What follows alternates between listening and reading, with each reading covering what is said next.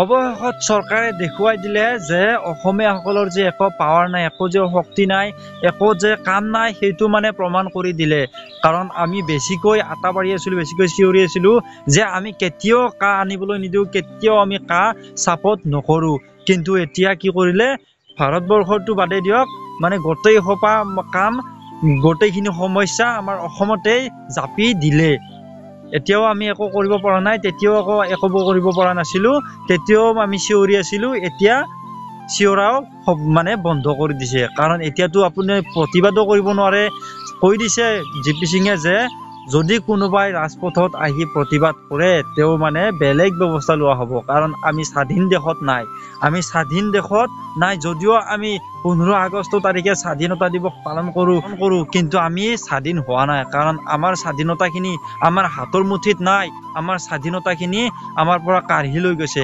আগতে ইংৰাজৰ হাতত আছিল আমাৰ স্বাধীনতাখিনি, আমি নিজৰ মতে একো কৰিব নোৱাৰোঁ। কিন্তু এতিয়া চৰকাৰৰ হাতত, চৰকাৰে যি কয় আমি তাতেই উঠা বহা কৰি থাকিব লাগিব।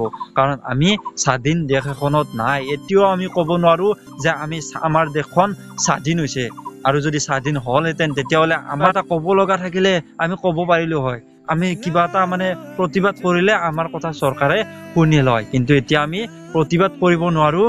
প্ৰতিবাদ কৰিলে আমি হয়তো মৃত্যুও হ'ব পাৰে বা নানান ধৰণৰ শাস্তিও হ'ব পাৰে, আপুনি জেলত যাব লাগিব পাৰে। কাৰণ প্ৰতিবাদ কৰিলেতো চৰকাৰে জেলত নিবই, এতিয়া কৈয়ে দিছে। চ' আপোনালোকে এতিয়া চুপচাপ থাকক। এতিয়াতো আহিলে কোনো একো মাত নাই। বহুতে বহুত কথা কৈছিল অলপ দিন আগলৈকে, যে জুবিন গাৰ্গেও কৈছিল যে মই কাহ যদি আহে মই আলফালৈ যাম। আৰু বহুত নেতা সংগঠনৰ পৰাও নেতাবিলাকে কৈছিলে যে কাহ আহিলে অমুক কৰিম তমুক কৰিম। কিন্তু তেওঁলোকে এতিয়া মাত মাতিছে নেকি? কোনো মাত মতা নাই। কাৰণ মাত মাতিলে বিপদ আছে তেওঁলোকৰ। আৰু মাত নামাতেও জানে যে মই যদি মাত মাতোঁ মই বেয়াহে হ'ব লাগিব চৰকাৰখনৰ লগত। আৰু মই মাত মাতিলেও একো কাম নাই, মোৰ কথা নুশুনে, আগতেও শুনা নাছিল, এতিয়াও নুশুনে। সেইকাৰণে সংগঠনৰ নেতাসকলে হওক বা শিল্পী সমাজে হওক কোনো মাত মতা নাই। কাৰণ তেওঁলোকৰ কি কৰিব, উপায় নাই, তেওঁলোকে একো কৰিবই নোৱাৰে। আইনখনটো আনিলে, কাখনটো আনিলে, আহিলে। এতিয়া সাধাৰণ ৰাইজে বিচাৰি আছে যে কোনোবাইতো মাত মাতিব লাগে আমাৰ জাতিৰ হকে, কিন্তু কোনেওচোন মাতে নামাতে। এতিয়ালৈকে বৰ্তমানলৈকে কৈ আছে যে জুবিন গাৰ্গে দুদিন আগলৈকে মঞ্চত কৈ থকা সেই কথাবোৰ কি হ'ল? তেওঁ এতিয়া মাত হেৰাই গ'ল নেকি? একো মাত মতা নাই। কিবা কৰে কয় নকয় সেইটো বাৰু নাজানো, সময়ত আপোনালোকে গম পাব। কিন্তু এতিয়া আপোনালোকে মনে মনে থাকিলে নহ'ব।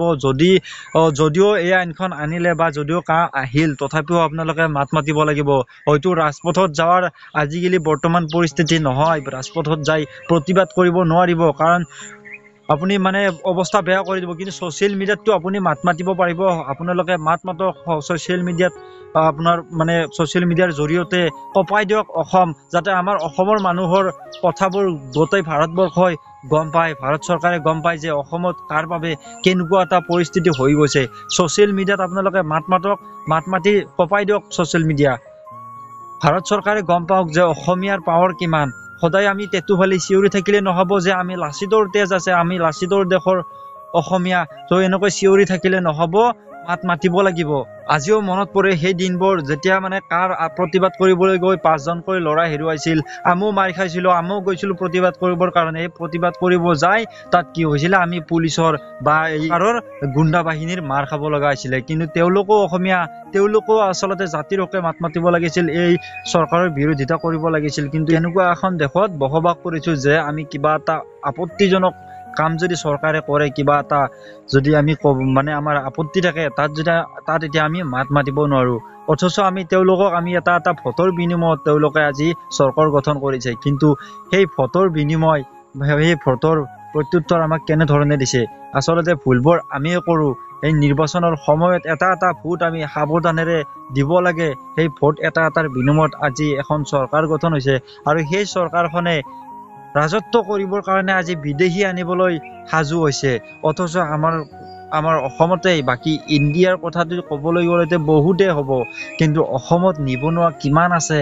আজি যদি অসমত 5000 পোষ্ট ওলাই, আছাম পুলিচতে হওক বা সাধাৰণ 4th গ্ৰেড 3rd গ্ৰেডৰে পোষ্ট ওলাই 5,000 কিন্তু 20 লাখ ল'ৰা ছোৱালীয়ে এপ্লাই কৰে ভাবি চাওক নিবনুৱা কিমান আছে অসমত আৰু যদি তাৰ মাজতে যদি নতুনকৈ বাহিৰৰ পাকিস্তানৰে হওক বা বাংলাদেশৰে হওক এনেকৈ যদি নতুনকৈ আকৌ মানুহ লৈ আহে তেওঁলোকৰ সংস্থাপন কৰ পৰা দিব তেওঁলোকক বাৰু সংস্থাপন দিলে কিন্তু আমাৰ কি হ'ব আমি ক'ত কেনেকৈ চলিম আমাৰতো এতিয়াই আমাৰ ইয়াতে কাম নাই কিমান বেকাৰ ল'ৰা আছে কাম এটা বিচাৰি আছে কিন্তু আৰু যদি নতুনকৈ মানুহ বাহিৰৰ পৰা আনে আমাৰ এইখিনি মানুহৰ কি হ'ব এবাৰ ভাবি চাইছে নেকি চৰকাৰে এবাৰো ভবা নাই কিন্তু তেওঁলোকে এটাই ভাবিছে যে আমি যদি ইয়াত ৰাজত্ব কৰিব লাগে বিজেপি চৰকাৰখন এটা আমি যদি ৰাজত্ব কৰিব লাগে আমি এইখিনি মানুহক আশা কৰিলে নহব নতুনকৈ আমাৰ ভোটাৰ আনিব লাগিব যাতে আমাক সিহঁতে সদায় আমাক ভোট দি থাকে আৰু আমি সদায়ে এনেকৈ ৰাজত্ব কৰি থাকিব পাৰো